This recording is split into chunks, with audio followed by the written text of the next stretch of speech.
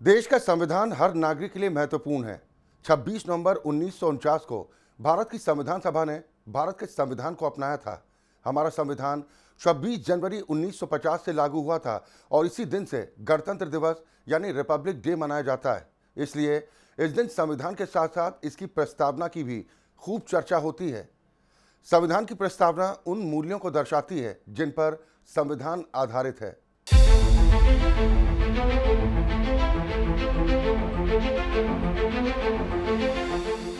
नमस्कार, आप देख रहे हैं राष्ट्र टीवी और मैं हूं आपके साथ अक्षय ठाकुर।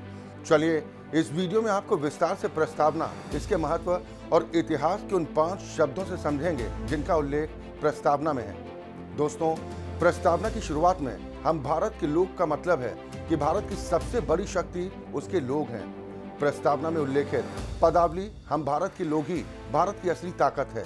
भारत के नागरिक ही भारत के असली निर्माता हैं और जनता ही संविधान का स्रोत है। भारत की जनता ने ही अपनी संप्रभु इच्छा को इस संविधान के माध्यम से व्यक्त किया है। भारत की जनता की सामूहिक चेतना ने ही अंग्रेजी हुकूमत को उखाड़ फेंकने और स्वतंत्रता प्राप्ति में अहम भूमिका निभाई।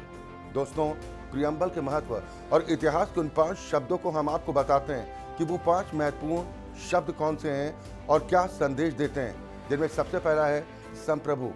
भारत पूरी तरह से स्वतंत्र है और आंतरिक और बाहरी मामलों में अपने फैसले लेने के लिए पूरी तरह से आजाद। दूसरा, समाजवादी। भारत लोकतांत्रिक समाजवाद का पालन करता है। जबकि तीसरा, धर्मनिरपेक्ष। भारत सभी धर्मों का समान रूप से सम्मान करता है, जिसमें आस्था की स्वतंत्रता है। चौथा, लोकतांत्रिक।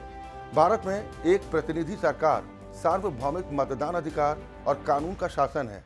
और पांचवा और अंतिम, गणराज्य।